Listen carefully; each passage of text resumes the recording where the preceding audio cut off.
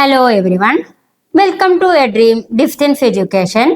ഇന്ന് നമ്മൾ ഡിസ്കഷൻ ചെയ്യുന്നത് NIOS എക്കണോമിക്സിന്റെ 22 chapter 22 price determination under perfect competition. Price determination under perfect competition, അതായത് ഒരു പൂർണ്ണ മത്സര വിപണിയിലെ വില നിർണയിക്കുന്നതിനെ കുറിച്ചാണ് നമ്മൾ ഈ ഒരു 22ാമത്തെ ചാപ്റ്ററിൽ മനസ്സിലാക്കാൻ പോകുന്നത്. നമ്മൾ 21 നമ്മൾ പറഞ്ഞു കഴിഞ്ഞു ടീച്ചർ.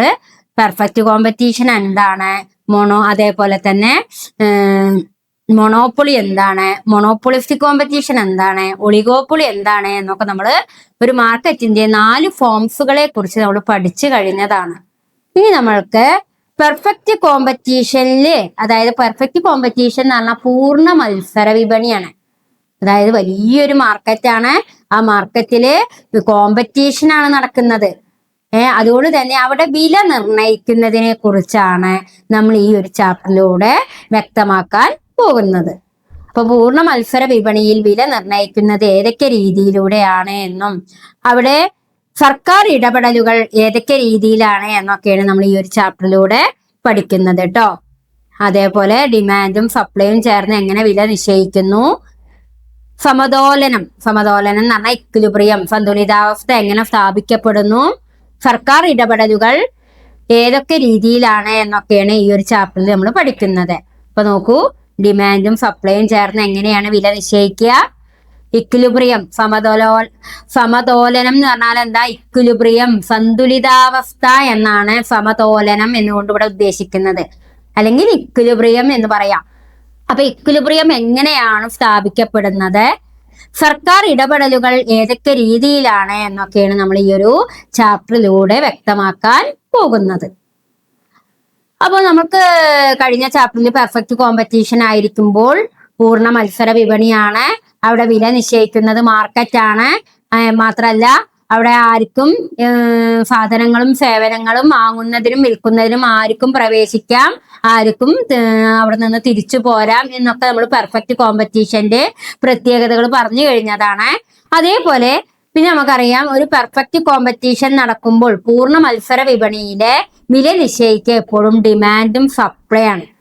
അപ്പൊ ആ ഡിമാൻഡും സപ്ലൈയും എങ്ങനെയാണ് വില നിർണയിക്കുന്നത്, അവിടെ ഏതൊക്കെ രീതിയിലാണ് സർക്കാർ ഇടപെടലുകൾ, സീലിംഗ് ഫ്ലോർ പ്രൈസ് എന്ന് പറയും, സർക്കാരിന്റെ ഇടപെടൽ, പ്രൈസ് നിശ്ചയിക്കാൻ സർക്കാരിന്റെ ഇടപെടൽ എങ്ങനെയാണ് എന്നൊക്കെയാണ്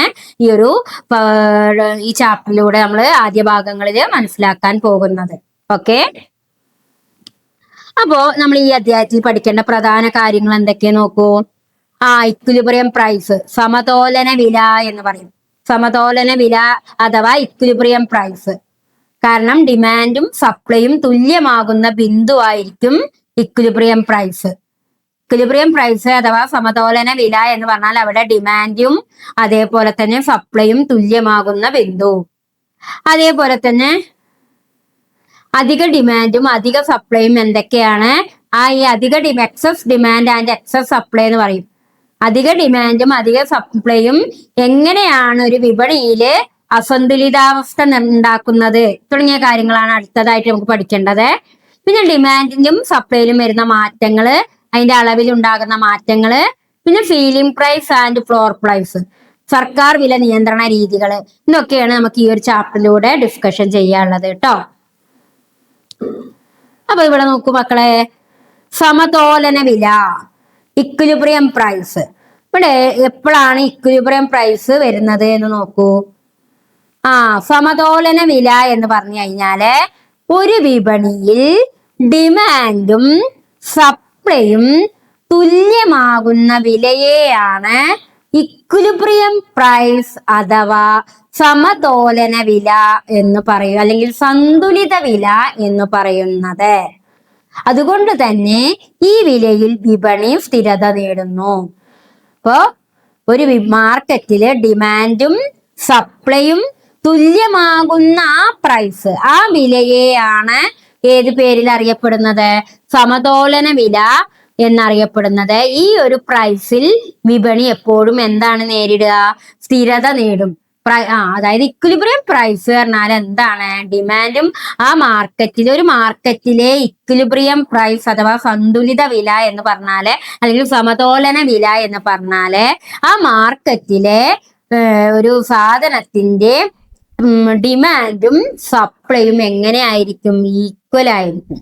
അപ്പോൾ പ്രൈസും ഈക്വൽ ആയിരിക്കും. അപ്പോ ഒരു മാർക്കറ്റിലെ ഒരു സാധനത്തിന്റെ ഡിമാൻഡ്, സപ്ലൈ, പ്രൈസ് ഇതൊക്കെ ഈക്വൽ ആകുന്നതിനെയാണ് സമതോലന വില എന്ന് പറയുന്നത്.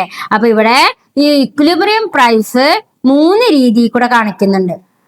ഈ ആദ്യത്തെ ഡയഗ്രം നോക്കൂ, പാനൽ എ. ഈ ഡയഗ്രം നോക്കൂ. ഈ ഡയഗ്രത്തില് ആദ്യം നമ്മളുടെ പ്രൈസ് P1 ആയിരുന്നു. അപ്പൊ ക്വാണ്ടിറ്റി ഡിമാൻഡ് D1 ആയി, ക്വാണ്ടിറ്റി സപ്ലൈ S1 ആയി. ഇതാണ് ഇക്വിലിബ്രിയം എന്ന് പറയുന്ന ഈ പോയിന്റ്. മനസ്സിലാവുന്നുണ്ടോ? ഇതാണ് price, quantity Q1, supply S1, quantity ഡിമാൻഡിന്റെ ഡിമാൻഡ് D1. അപ്പൊ ആദ്യം പ്രൈസ് ഇങ്ങനെ വരയ്ക്കും. എന്നിട്ട് അതിനെ നിങ്ങൾ എങ്ങനെ രേഖപ്പെടുത്തണം? ക്വാണ്ടിറ്റി ഡിമാൻഡ് എപ്പോഴും ഇങ്ങോട്ടായിരിക്കും ഡയഗ്രാം വരിക. അതായത് നമ്മളുടെ വലത് നിന്ന് ഇടത്തോട്ട് ഇങ്ങനെ എങ്ങനെയാണ് വരയ്ക്കപ്പെടുക? ഈ ഒരു ഇങ്ങനെ ചെരിഞ്ഞുകൊണ്ടിട്ടുള്ള സ്ലോപ്പ് ആയിട്ടാണ് ക്വാണ്ടിറ്റി ഡിമാൻഡ് വരയ്ക്കുക. മറ്റേത് എങ്ങനെയാണ്? താഴെ നിന്ന് മുകളിലോട്ട് പോവുകയാണ്. കണ്ടോ? താഴെ നിന്ന് മുകളിലോട്ട് പോകുന്നതാണ് സപ്ലൈ കർവ്, നടുക്കൂടെ പോകുന്നതാണ് സപ്ലൈ കർവ്, ഫ്ലോപ്പായി വരയ്ക്കുന്നതാണ് ഡിമാൻഡ് കർവ്. അപ്പൊ ഇവിടെ P1 പ്രൈസ് ആയിരുന്നു, അപ്പൊ ക്വാണ്ടിറ്റി Q1 ആയിരുന്നു, സപ്ലൈ S1 ആയിരുന്നു, ഡിമാൻഡ് D1 ആയിരുന്നു. പിന്നെ പ്രൈസ് കൂടി, പ്രൈസ് P2 ആയി കൂടിയപ്പോൾ തുല്യമായ അളവില് ഡിമാൻഡും എന്ത് ചെയ്തു? D2 ആയി. സാധാരണ കേസില് പ്രൈസ് കൂടിയ ഡിമാൻഡ് കുറയാണ്. പക്ഷെ ഇവിടെ ഇക്വിലിബ്രിയം പ്രൈസ് ആയതുകൊണ്ട് ഡിമാൻഡ് D2 ആയി, സപ്ലൈ S2 ആയി, ക്വാണ്ടിറ്റി Q2 ആയി. അങ്ങനെ ഈ ഒരു സിറ്റുവേഷനിൽ വരുന്നതാണ് എന്ത്? Equilibrium price. ഇനി പാനൽ ബി നോക്കൂ. ഇവിടെ പ്രൈസ് P1 ആണ്, ക്വാണ്ടിറ്റി Q1 ആണ്.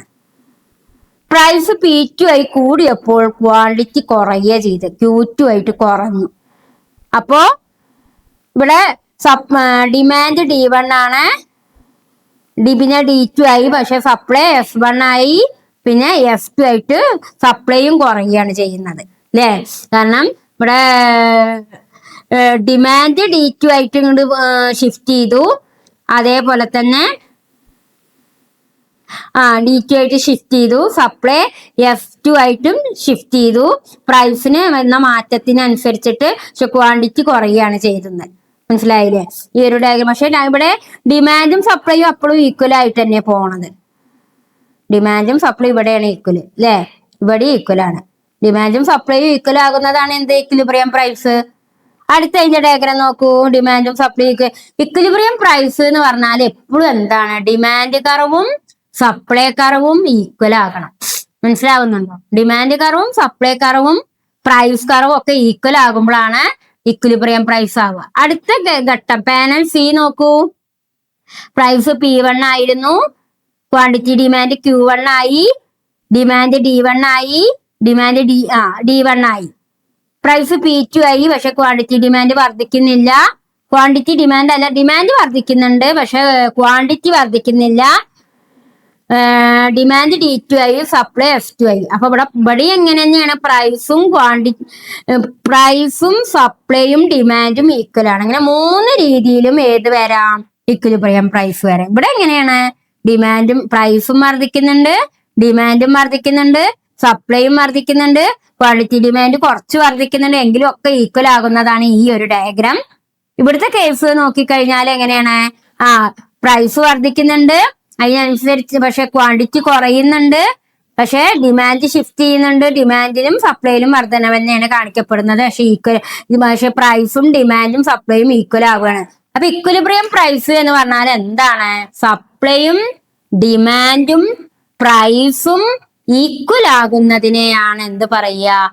ഇക്വിലിബ്രിയം പ്രൈസ് എന്ന് പറയുന്നത്. ഈ 3 ഡയഗ്രം നന്നായിട്ട് ഫോക്കസ് ചെയ്യുക കേട്ടോ. അടുത്തതാണ്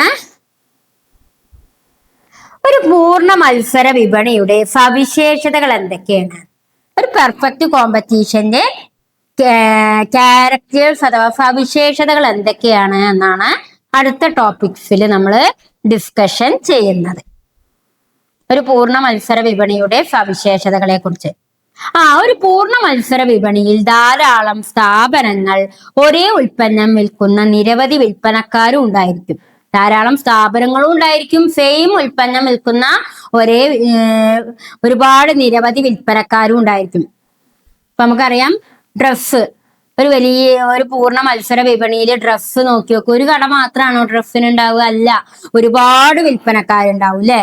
അതേപോലെ ബേക്കറി ഷോപ്പുകളെ, റെസ്റ്റോറന്റുകളെ, ഹോട്ടലുകളെ, ഗോൾഡ് ഷോപ്പുകളെ, പലചരക്ക് സാധനങ്ങളുടെ ഷോപ്പുകളെ, അങ്ങനെ ഏത് ഷോപ്പും ഒരുപാട് എണ്ണം ഉണ്ട്. അതാണ് അപ്പൊ ഒരേ സാധനം വിൽക്കുന്ന ഒരുപാട് വിൽപ്പനക്കാർ വരുന്നതാണ് ഇതിന്റെ പ്രത്യേകത, ഒരു പൂർണ്ണ മത്സര വിപണിയുടെ സവിശേഷത.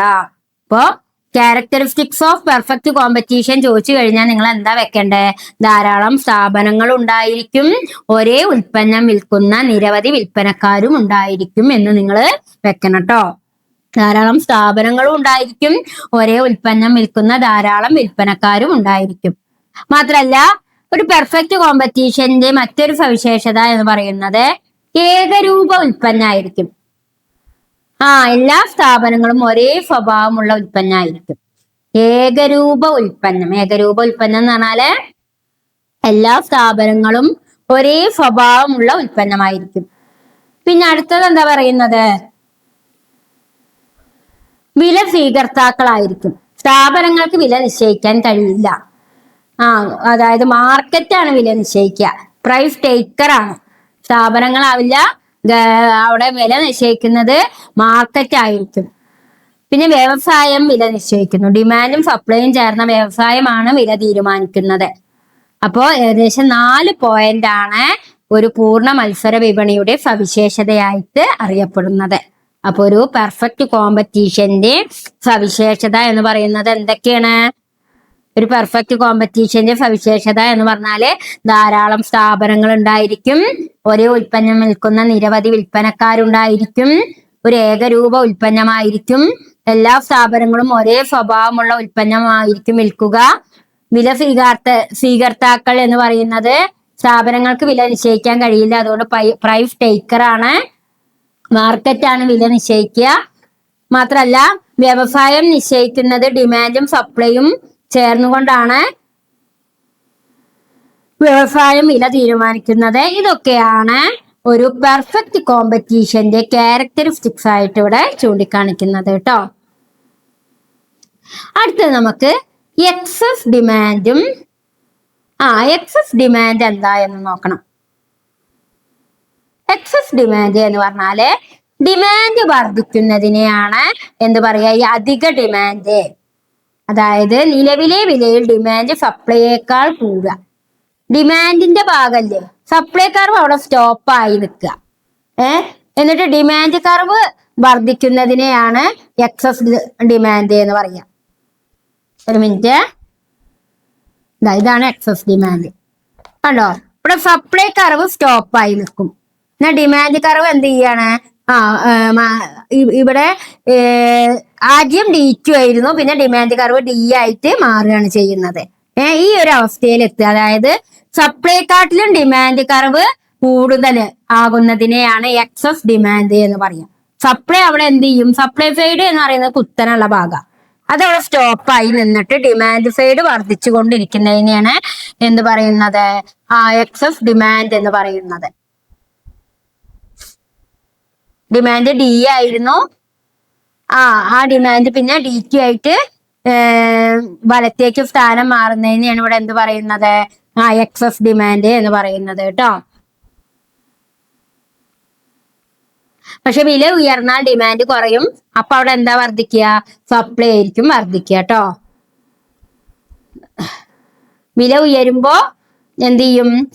വില ഉയരുമ്പോ സപ്ലൈ വർദ്ധിക്കും, വില ഉയരുമ്പോ ഡിമാൻഡ് കുറയും ചെയ്യും കേട്ടോ. അതാണ് നിങ്ങൾ ഈ ഒരു അപ്പൊ എക്സസ് ഡിമാൻഡ് എന്ന് ചോദിച്ചാൽ നിങ്ങൾ ഇതാണ് എഴുതേണ്ടത്. നിലവിലെ വിലയിൽ ഡിമാൻഡ് ഏതിനേക്കാൾ കൂടുക? സപ്ലൈയെക്കാട്ടിലും കൂടുക. നിലവിലുള്ള വിലയില് ഡിമാൻഡ് സപ്ലൈയെക്കാട്ടിലും കൂടുന്നതിനെയാണ് എന്ത് പറയാ? എക്സസ് ഡിമാൻഡ് എന്ന് പറയുന്നത്. അടുത്ത ഡയഗ്രാം നോക്കൂ. എക്സസ് സപ്ലൈ എന്താണ്? എക്സസ് സപ്ലൈ പറഞ്ഞാൽ അധിക സപ്ലൈ.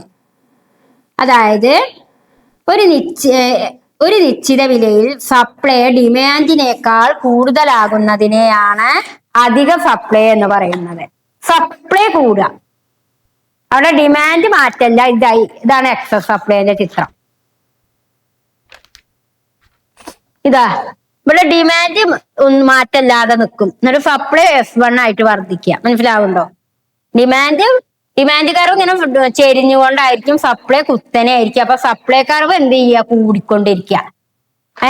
ഡിമാൻഡിന് മാറ്റമില്ലാതെ സപ്ലൈ കർവ് വർദ്ധിക്കുന്നതിനെയാണ് എന്ത് പറയുന്നത്? അധിക സപ്ലൈ അഥവാ എക്സസ് സപ്ലൈ. ഒരു നിശ്ചിത വിലയിൽ സപ്ലൈ ഡിമാൻഡിനേക്കാൾ കൂടുതലാകുമ്പോൾ അധിക സപ്ലൈ ഉണ്ടാകുന്നു. ഇത് വില കുറയാൻ കാരണമാകുന്നു. കുറഞ്ഞ വില ഡിമാൻഡ് വർദ്ധിപ്പിക്കുകയും സപ്ലൈ വീണ്ടും കുറയുകയും ചെയ്യുന്നു. ഒടുവിൽ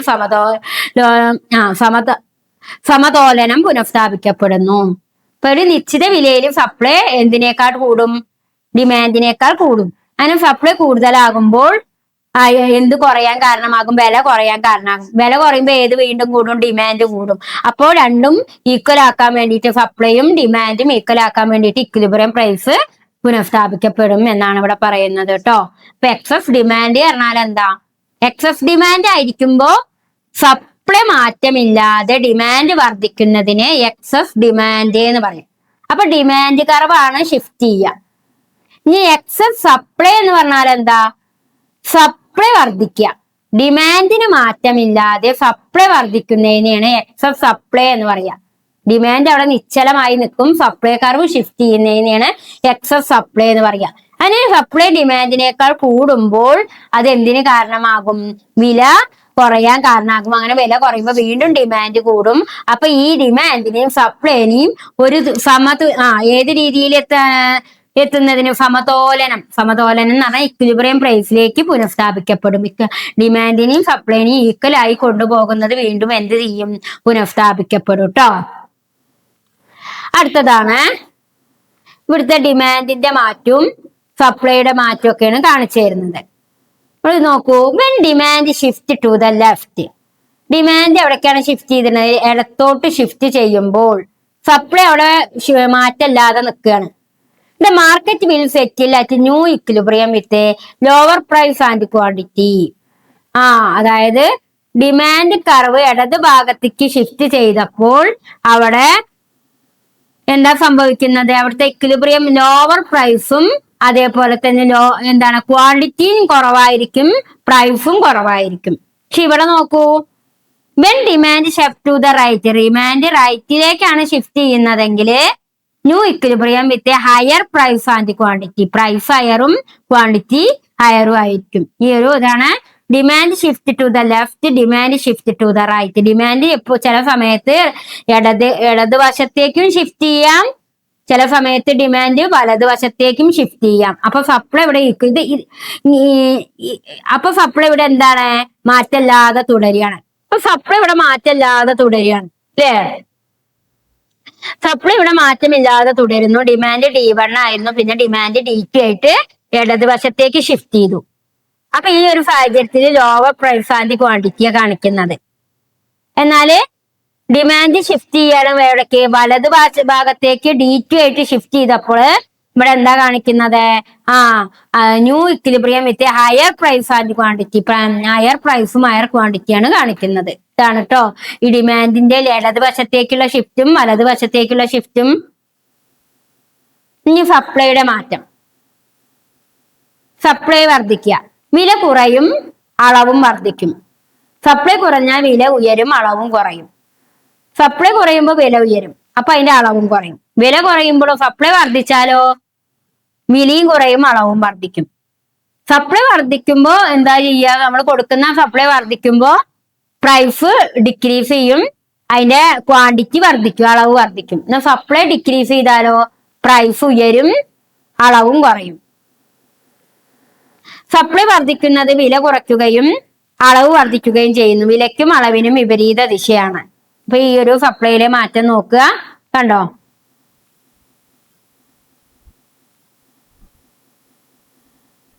അതായത് ഇവിടെ സപ്ലൈ കർവ് ഇതാണ്. പിന്നെ വിലയിൽ, അതായത് വില കുറഞ്ഞു. വില കുറയുമ്പോൾ അതിന്റെ അളവ് വർദ്ധിക്കുന്നതാണ് ഇവിടെ കാണിക്കുന്നത് സപ്ലൈ കർവ്. ഇതാണ് മാർക്കറ്റ് സപ്ലൈ കർവ്. സപ്ലൈ കുറഞ്ഞാൽ എന്ത് ചെയ്യും? വില ഉയരും. അപ്പൊ എന്ത് ചെയ്യും? അളവും കുറയും. അപ്പോ സപ്ലൈയിലെ മാറ്റം എന്ന് പറയുന്നത് ഈ ഒരു രീതിയിലാട്ടോ ഡയഗ്രം ചിത്രീകരിക്കേണ്ടത് നിങ്ങള്. അതായത് ഇവിടെ പ്രൈസ് ഓഫ് ചോക്ലേറ്റും ക്വാണ്ടിറ്റി ഓഫ് ചോക്ലേറ്റും. വില കുറയുകയാണെന്ന് വിചാരിക്കുക. വില ഇങ്ങനെ കുറയുമ്പോ എന്ത് ചെയ്യും? വില സപ്ലൈ വർദ്ധിക്കുകയാണ്. സപ്ലൈ വർദ്ധിക്കുമ്പോ സപ്ലൈ ഇവിടെ രണ്ടെണ്ണമായിട്ടാണ് വർദ്ധിക്കുന്നത്. ഇതാദ്യം. പിന്നെ സപ്ലൈ വർദ്ധിക്കുമ്പോ എന്ത് കുറയാണ്? വിലയും കുറയും, അളവ് വർദ്ധിക്കുകയും ചെയ്യും. എന്നാൽ സപ്ലൈ കുറയുമ്പോ വില ഇങ്ങനെ ഉയരും. കണ്ടോ? 300 500ആയി, 3 നിന്നും 5ആയി. അളവ് കുറയുകയും ചെയ്തു. അതാണ് കേട്ടോ മാറ്റം, സപ്ലൈയിലെ മാറ്റം. ഇപ്പൊ ഡിമാൻഡിന്റെ മാറ്റം, സപ്ലൈയുടെ മാറ്റം ഒക്കെ നമ്മൾ ഡയഗ്രാം നോക്കി മനസ്സിലാക്കുക, എങ്ങനെയാണ് ഷിഫ്റ്റ് ചെയ്യുന്നുള്ളത്. മാത്രമല്ല ഞങ്ങളുടെ ടെക്സ്റ്റ് ബുക്കിൽ വളരെ ഡീറ്റെയിൽഡ് ആയിട്ട് കൊടുത്തിട്ടുണ്ട്. ഇത്ര ഓർത്ത് വെക്കുക. സപ്ലൈയുടെ മാറ്റം, സപ്ലൈ വർദ്ധിക്കുമ്പോ എന്താ ഉണ്ടാവുക? വില കുറയും, അളവ് വർദ്ധിക്കും. സപ്ലൈ വർദ്ധിച്ച പ്രൈസ് കുറയും, അളവ് വർദ്ധിക്കും. എന്നാൽ സപ്ലൈ കുറഞ്ഞാല് വില ഉയരും, അളവ് കുറയും. മനസ്സിലായോ? ഇപ്പൊ സപ്ലൈ വർദ്ധിക്കുന്നത് വില കുറയുകയും അളവ് വർദ്ധിക്കുകയും ചെയ്യുന്നു. വിലയും അളവിലും വിപരീത ദിശയിലാണ് നിലനിൽക്കുന്നത്. അപ്പൊ സപ്ലൈ വർദ്ധിക്കുമ്പോൾ അളവ് വർദ്ധിക്കും, വില കുറയും. പക്ഷെ സപ്ലൈ കുറഞ്ഞാലോ വില ഉയരും, അളവ് കുറയും.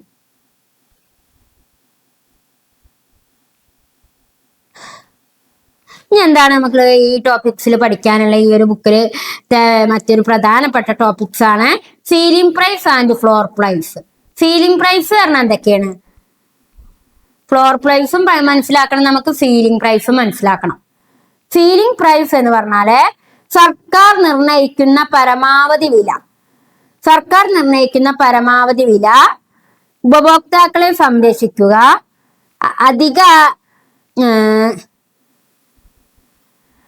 അതേപോലെ തന്നെ അധികമായിട്ടുള്ള ആഗ്രഹണം ഉണ്ടാകുക, അതായത് അധികമായിട്ട് വാങ്ങലും വിൽക്കലും ഉണ്ടാവുക. ഉദാഹരണം റേഷൻ, അത്യാവശ്യ സാധനങ്ങൾ. ഇതാണ് ഏതിൽ വരിക? സീലിംഗ് പ്രൈസിൽ വരിക. സീലിംഗ് പ്രൈസ് പറഞ്ഞാൽ ഒരു നിശ്ചിത വില, സർക്കാർ നിർണ്ണയിക്കുന്ന വിലയായിരിക്കും. ഉപഭോക്താക്കളെ സംരക്ഷിക്കാൻ വേണ്ടിയായിരിക്കും. അധികമായിട്ടുള്ള വാങ്ങൽ ഉണ്ടായിരിക്കും. ഇതിന് എക്സാമ്പിൾ ആണ് റേഷൻ കടയിലെ ഉൽപ്പന്നങ്ങള്. എന്നാൽ ഫ്ലോർ പ്രൈസ് എന്ന് പറഞ്ഞാലോ സർക്കാർ നിർണ്ണയിക്കുന്ന കുറഞ്ഞ വിലയായിരിക്കും. ഉൽപാദകങ്ങളെയും തൊഴിലാളികളെയും സംരക്ഷിക്കും. അധിക വിതരണം ഉണ്ടാകുന്നു. ഉദാഹരണം കുറഞ്ഞ കൂലി, കർഷകർക്കുള്ള MSP. ഇപ്പൊ സീലിംഗ് പ്രൈസ് പറഞ്ഞാൽ പരമാവധി വില, ഫ്ലോർ പ്രൈസ് പറഞ്ഞാൽ ഏറ്റവും കുറഞ്ഞ വില. സീലിംഗ് പ്രൈസ് സർക്കാർ നിശ്ചയിക്കുന്ന പരമാവധി വിലയെ ഉപഭോക്താക്കളെ സംരക്ഷിക്കാൻ വേണ്ടിയിട്ടാണ് സർക്കാർ ഒരു പരമാവധി വില നിശ്ചയിക്കുക കേട്ടോ. സർക്കാർ ചില നാണ്യ വിളകൾക്കൊക്കെ ഒരു പരമാവധി വില നിശ്ചയിക്കുന്നത് എന്തിനു വേണ്ടിയിട്ടാണ്? ഉപഭോക്താക്കളെ വാങ്ങുന്നവരെ സംരക്ഷിക്കാൻ വേണ്ടി. ഇനി ഏറ്റവും കുറഞ്ഞ വില, സർക്കാർ നിശ്ചയിക്കുന്ന ഏറ്റവും കുറഞ്ഞ വില ഉൽപാദകരെയും തൊഴിലാളികളെയും സംരക്ഷിക്കാൻ വേണ്ടിയിട്ടാണ്. സീലിംഗ് പ്രൈസ് ആരെയും സംരക്ഷിക്കാൻ വേണ്ടിയിട്ടാ? ഉപഭോക്താക്കളെ സംരക്ഷിക്കാൻ വേണ്ടി. സർക്കാർ നിശ്ചയിക്കുന്ന പരമാവധി വില ഉപഭോക്താക്കളെ സംരക്ഷിക്കുന്നതിന് വേണ്ടിയാണ് ഏതുള്ളത്? സീലിംഗ് പ്രൈസ് ഉള്ളത്. എന്നാൽ ഫ്ലോർ പ്രൈസ് ഉള്ളത് എന്തിനു വേണ്ടിയിട്ടാണ്? സർക്കാർ നിശ്ചയിക്കുന്ന ഏറ്റവും കുറഞ്ഞ വില ഉൽപാദകരെയും തൊഴിലാളികളെയും സംരക്ഷിക്കാൻ വേണ്ടിയിട്ടാണ് ഏതുള്ളത്? ഫ്ലോർ പ്രൈസ് ഉള്ളത്, ഏറ്റവും കുറഞ്ഞ വില. അപ്പൊ മക്കളെ ഒന്നുകൂടി ശ്രദ്ധിക്കുക. സീലിംഗ് പ്രൈസ് പറഞ്ഞാൽ ഉപഭോക്താക്കളെ സംരക്ഷിക്കാൻ വേണ്ടിയിട്ടാണ്, വാങ്ങുന്നവരെ സംരക്ഷിക്കാൻ വേണ്ടിയിട്ടാണ്. ഫ്ലോർ പ്രൈസ് പറയുന്നത് ഉൽപാദകരെയും തൊഴിലാളികളാണ്. ഉൽപാദകന് കിട്ടിയാലേ തൊഴിലാളിക്ക് എന്തെങ്കിലും കൂലി വർദ്ധിക്കുള്ളൂ. അതുകൊണ്ട് ഉൽപാദകരെ സംരക്ഷിക്കാൻ വേണ്ടിയിട്ടാണ് ഫ്ലോർ പ്രൈസ് കേട്ടോ. എന്തൊക്കെയാണ് നമ്മൾ ഈ ഒരു ചാപ്റ്ററിൽ പഠിച്ചത്? നമ്മൾ ഇക്വിലിബ്രിയം പ്രൈസ് എന്താണ് പഠിച്ചത്? എന്താണ് ഇക്വിലിബ്രിയം പ്രൈസ്? ഡിമാൻഡും സപ്ലൈയും പ്രൈസും ഈക്വൽ ആകുന്നതിനെയാണ് ഇക്വിലിബ്രിയം പ്രൈസ് എന്ന് പറയാം. പിന്നെ നമ്മൾ എന്താ എക്സസ് ഡിമാൻഡ് പഠിച്ചു. എക്സസ് ഡിമാൻഡ് എന്ന് പറഞ്ഞാൽ ഡിമാൻഡ് വർദ്ധിക്കുക, സപ്ലൈ മാറ്റമില്ലാതെ തുടരുകയും ഡിമാൻഡ് വർദ്ധിക്കുക. കണ്ടോ? ഡിമാൻഡ് ഷിഫ്റ്റ് ചെയ്യുക രണ്ട് രീതിയിൽ. ഇവിടെ എക്സസ് ഡിമാൻഡ് പറഞ്ഞാൽ എന്താണ്? സപ്ലൈയിൽ ഒരു മാറ്റം ഉണ്ടാവില്ല, എന്നാല് മാറ്റം ഉണ്ടാവുന്നതിന്, ഡിമാൻഡ് വർദ്ധിക്കുന്നതിനാണ് എക്സസ് ഡിമാൻഡ് എന്ന് പറയുക. ഇനി എക്സസ് സപ്ലൈ എന്ന് പറഞ്ഞാൽ എന്താ? ഡിമാൻഡിന് മാറ്റമില്ലാതെ തുടരുകയും സപ്ലൈ വർദ്ധിക്കുന്നതിനാണ് എക്സസ് സപ്ലൈ അറിയുക. ഞാൻ ഡിമാൻഡിന്റെ demand shift to the left, demand left ഭാഗത്തേക്കും ഷിഫ്റ്റ് ചെയ്യും, ഡിമാൻഡ് റൈറ്റ് ഭാഗത്തേക്കും ഷിഫ്റ്റ് ചെയ്യും. അപ്പോൾ സംഭവിക്കുന്നതാണ് ഇവിടെ എഴുതിയിട്ടുള്ളത്. ഇതിങ്ങനെ തന്നെ നമ്മൾ എക്സാം മലയാളത്തിൽ എഴുതുകയാണെങ്കിലും എക്കണോമിക്സിന്റെ ഇങ്ങനത്തെ ഡയഗ്രപരമായ കാര്യങ്ങളൊക്കെ ഇംഗ്ലീഷിൽ എഴുതിയാൽ മതി. ഇംഗ്ലീഷിൽ പറയുകയാണ്, അത് എളുപ്പട്ടോ. പിന്നെ നമ്മൾ സപ്ലൈ ഷിഫ്റ്റ് മനസ്സിലാക്കി, സപ്ലൈയുടെ ഷിഫ്റ്റ് കണ്ടില്ലേ. അതേപോലെ പിന്നെ നമ്മള് സീലിംഗ് പ്രൈസ് എന്താന്ന് പഠിച്ചു. സീലിംഗ് പ്രൈസ് എന്ന് പറഞ്ഞു കഴിഞ്ഞാൽ എന്താണ്? അതായത് സർക്കാർ നിശ്ചയിക്കുന്ന പരമാവധി വില, ഉപഭോക്താക്കളെ സംരക്ഷിക്കാൻ വേണ്ടി ഗവൺമെന്റ് നൽകുന്ന വിലയാണ് സീലിംഗ് പ്രൈസ്. എന്നാല് ഉൽപാദകരെയും തൊഴിലാളികളെയും സംരക്ഷിക്കാൻ വേണ്ടി സർക്കാർ നൽകുന്ന വിലയാണ് ഫ്ലോർ പ്രൈസ്. അപ്പൊ ഇത്രയും കാര്യങ്ങളാണ് നിങ്ങൾക്ക് ഈ ഒരു ചാപ്റ്റർ 22 പറഞ്ഞു തരാനുണ്ടായിരുന്നത്. അപ്പൊ ഈ ക്ലാസ്സിന്റെ വീഡിയോ കേട്ട് ആദ്യം നിങ്ങൾക്ക് 21 അറിഞ്ഞിരിക്കണം. 21 അറിയുന്ന കുട്ടിക്ക് 22 വേഗം മനസ്സിലാവുള്ളൂ. 21 എന്താ നമ്മൾ പറഞ്ഞേ?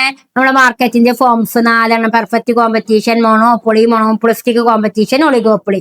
അതിൽ പെർഫെക്റ്റ് കോമ്പറ്റീഷൻ സമയത്ത് ഉണ്ടാകുന്ന മാറ്റങ്ങൾ, ഡിമാൻഡിൽ വരുന്ന മാറ്റം, സപ്ലൈയിൽ വരുന്ന മാറ്റം, പ്രൈസ് നിർണ്ണയിക്കുന്നതിനെ കുറിച്ചും, ഡിമാൻഡ് വലത് ഭാഗത്തേക്ക് റൈറ്റ് സൈഡിലേക്ക് ഷിഫ്റ്റ് ചെയ്യുന്നതും ലെഫ്റ്റ് സൈഡിലേക്ക് ഷിഫ്റ്റ് ചെയ്യുന്നതും, സപ്ലൈയിൽ വരുന്ന മാറ്റം, സീലിംഗ് പ്രൈസും ഫ്ലോർ പ്രൈസും, ഇത്രയും കാര്യങ്ങളാണ് നമ്മൾ ഈ ഒരു ചാപ്റ്ററിലൂടെ മനസ്സിലാക്കിയത്.